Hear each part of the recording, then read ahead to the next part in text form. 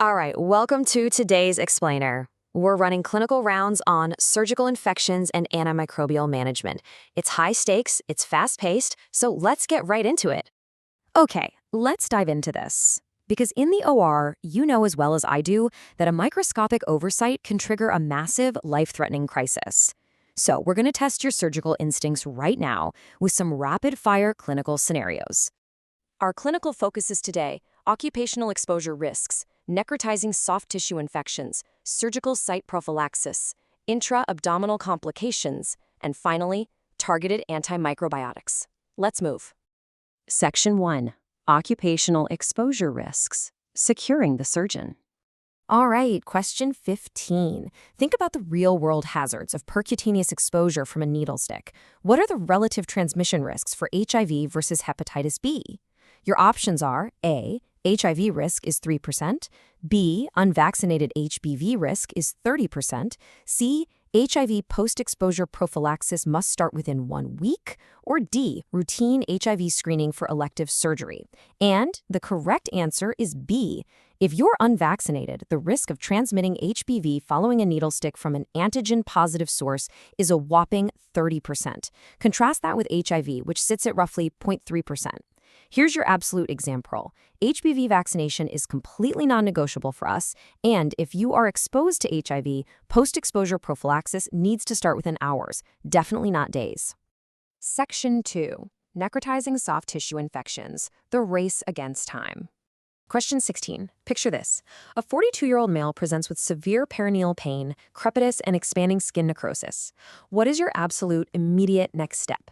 Do you A, obtain a pelvic CT scan, B, start broad-spectrum IV antibiotics and plan an elective debridement the next day, C, initiate immediate aggressive fluid resuscitation, broad-spectrum IV antibiotics, and emergent surgical debridement, or D, perform a bedside aspiration? If you picked C, you hit the nail on the head. You need immediate aggressive fluids, broad-spectrum IV antibiotics, and emergent surgical debridement.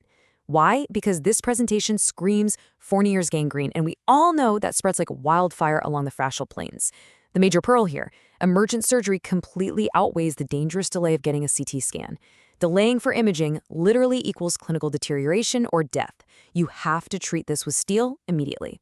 Moving on to question 20. It's 18 hours after an emergency exploratory laparotomy, and your hypotensive patient spikes the high fever. You pull back the dressing, and what do you see?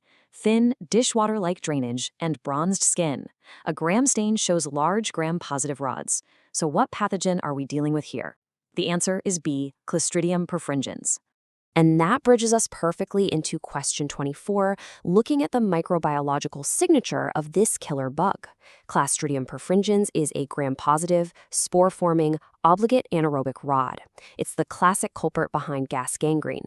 And the exam pearl to remember? If you plate this on blood agar, it uniquely exhibits a characteristic double zone of hemolysis, and that's all thanks to its alpha and theta toxins. Section 3. Surgical site prophylaxis. Beating the clock. Let's look at question 18. What is the recommended timing for administering a preoperative prophylactic dose of IV cefazolin? The answer is B, within 60 minutes prior to the surgical incision. And this brilliantly illustrates that timing is literally everything. You're trying to secure adequate serum and tissue concentrations at the exact millisecond the scalpel touches the skin. Now, mapping out the timeline, question 23 tackles intraoperative redosing. Say your surgical case goes long, exceeding 2 half-lives of the drug, which is typically 3 to 4 hours, or maybe you have a massive blood loss of over 1,500 milliliters. At that point, you absolutely must redose the antibiotic.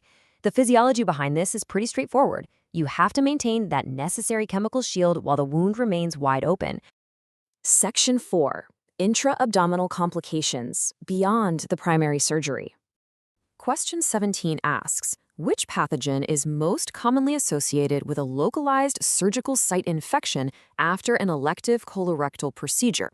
The correct answer points straight to polymicrobial endogenous microflora, bugs like E. coli and B. fragilaires. The pearl here beautifully contrasts this. A localized polymicrobial flora infection in a colorectal surgery behaves entirely differently from those aggressive, single invasive pathogens we see, like S. pyogenes. They're totally different beasts. Next up is question 21, which covers subphrenic abscesses. The correct statement among the options is answer B. Most of these can be successfully managed with ultrasound or CT-guided percutaneous drainage. Sparing your patient the immense morbidity of an open laparotomy is a huge win, and keep this exam pearl in mind.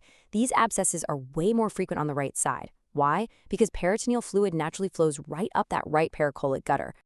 All right, question 19. Thinking about these stop-it trial guidelines, when is it actually valid to extend antimicrobial coverage beyond 4 to 7 days for an intra-abdominal infection? The answer is B, persistent or inadequate source control. This is a core surgical mantra you have to internalize. Antibiotics can never, ever substitute for definitive source control. You have to keep them going until the physical source is actually resolved. Question 25. What defines tertiary peritonitis? Answer B gets it right. It's a persistent or recurrent infection after standard treatments for secondary peritonitis have completely failed. This is a highly dangerous shift. You're now dealing with low-virulence but multi-drug resistant nosocomial organisms. We're talking Enterococcus, Pseudomonas, and Candida, usually in severely critically ill patients. Section 5. Targeted antimicrobial management. Precision strikes.